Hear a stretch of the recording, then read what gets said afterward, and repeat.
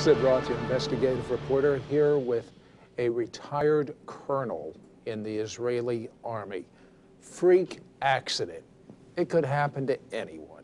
He's working on a moshav, like a kibbutz in Israel, and he goes out to milk the cows, and he slips. I mean, it could happen to anyone. What happened, Дэвид Янив? I slipped. What happened? Fell on my back. They took me to the hospital. They did an X-ray, a myelogram, and they found out that I had 2 dislocated hernias. When I said, where do we go from here? They said, we're going to operate. It's a common... 2 dislocated what? Yes, hernias. What spinal cord. A hernia. Okay. And when I said, where do we go from here? They said, we'll operate. It's a common operation. Within 10 days, you should be on your feet again. And of course, I consented. But when I woke up from the anesthetic that very day, later in the evening, I found that I was paralyzed from the waist down. What did the doctor say? I called the doctor. It was a night shift. And he told me there's not much he can tell me. The professor the next day will tell me exactly what happens. But he said it is very common that after an operation, there's a swelling. And that swelling sometimes causes paralysis. So by the morning, it could be fine or it couldn't. But the professor will explain to me. The following morning, the professor came with his entourage, doctors, nurses behind him, came to my bed and said, Mr. Yaniv, I'm terribly sorry, that's all I can say.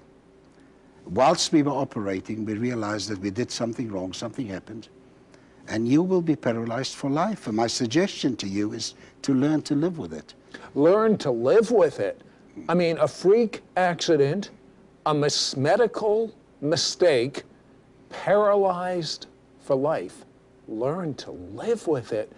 Well, David, did you just give up immediately, or did you try to solve the problem?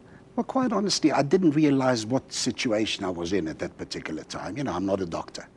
And of course, you hope for the best. You always think it'll happen to somebody else, not to you. So I didn't give up immediately. I didn't realize what situation I was in. But when I came into the real world, this is when I realized I was paralyzed. I hated everyone, including myself. I was bitter, really and truly bitter. I couldn't forgive the doctor.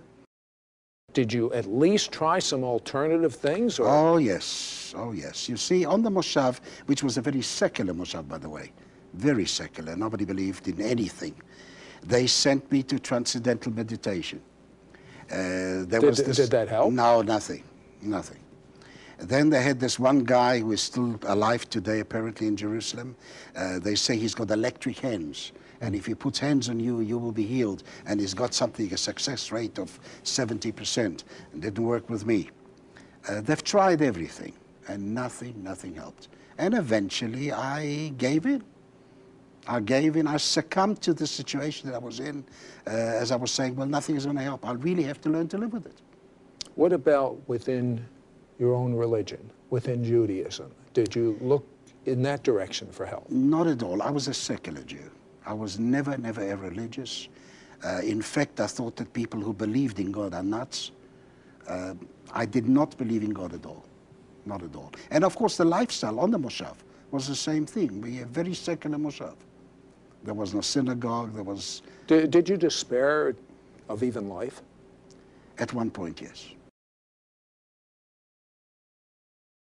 One day, it was winter. I stayed home. I caught the flu. At 2 o'clock, there isn't much on Israeli television, apart from children's programs. So I played with the dial, and a program came in via Lebanon. And I saw 700 Club. And I thought, this is exactly what I need. You know, the connotation club. I expected one of the programs with dancing girls, you know, one of those... A nightclub. A club, you know. Only to find out they were talking about Jesus. Did you immediately touch the dial? I know. What I did was I took my wheelchair, rolled it quickly to the door, locked the door so Sheila, my wife, and my children shouldn't see me. I mean, a nice Jewish boy watching Jesus in Israel. I mean, this doesn't happen every day. You were desperate enough to look at anything. So I watched, and what caught my interest was that people shared their testimonies. This particular day, a woman shared the testimony. She had a lump on one of her breasts. And they show you on an X-ray the lump. And she goes to her church, and the church prayed for her. And the next thing, she insists to have another set of X-rays. and that lump disappears. So you're watching this television show, the 700 Club, and you're becoming... for 2 years. 2 years? For 2 years, I've been watching it religiously daily. And 2 years later, there was this... I started to believe that I could be healed, that there must be something to it. And I've been starting to pray for myself. I absolutely asked God to heal me. And nothing happened until one day, when this television evangelist came on, and she said, Danuta Solomon, she's no longer there, and she pointed the finger and she said, there is somebody out there who's been paralyzed for years. And as I'm speaking now, he will feel a certain sensation, he'll be healed. Did you feel a certain sensation? Nothing. But that same evening, right about 10 o'clock it was, I was lying in bed, and the only way I can describe it is like an electric shock that ran down from my spine towards my legs.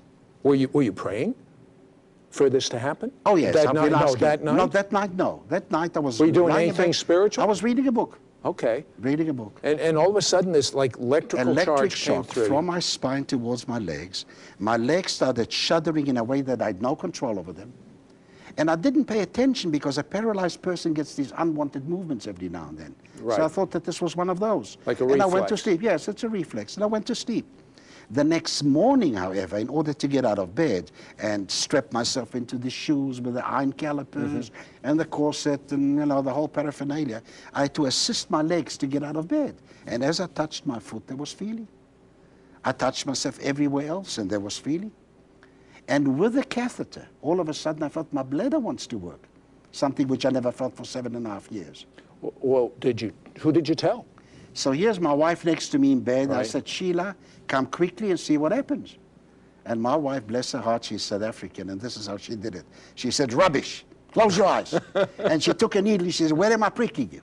And let me tell you something, I stopped her right away before she's going to make a sieve out of me. You could feel everything? Every prick. But you're not supposed to feel. I'm not supposed to. The doctors have given up on you. There you go. What happened next? We go to our local doctor on the Moshav. When I saw him disturbed, I realized something happened. Subsequently, he sent me to the Afula hospital, which is the nearest town where we stayed. And they did an EMG examination, which is an electrical way of testing reflexes. I had many of those before. And the guy who did this says to me, everything is all right. You'll have to come back the following week. For the first time, I saw not a glimpse of hope, but I really saw hope. I expected to be perfect. Who did you give credit for this healing? God, right away.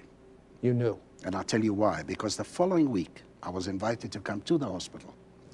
And there were neurosurgeons and neurologists from all over Israel. In fact, the professor who operated on me was one of them. And they examined me.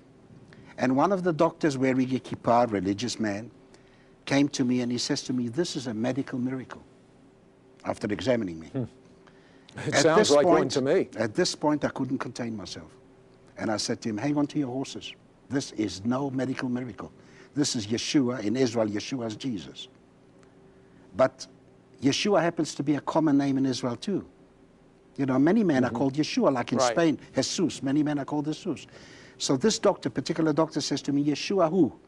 And I was so glad he asked. I'm sure you were. Very glad, because I told him exactly Yeshua who. You mean after watching the 700 Club all of this time, eventually, did you become a believer? Oh, in yes. him? Oh, very much so. That very day, they gave me a letter to the effect that this is a medical miracle. The letter said, very simple, it says like this, we cannot explain how this happened, but we're glad that it did. This is how it ended. And of course, my case went into the Medical Gazette of Israel as a medical miracle, and into the Medical Gazette of Britain as a medical miracle. I must ask you, your wife Sheila, tell me, how did this affect her? She had written off that she'd ever have a husband that could walk again. Do you know that in the United States of America, they are spending millions and millions of dollars to figure out how people that are paralyzed can walk? And instantly, you walked.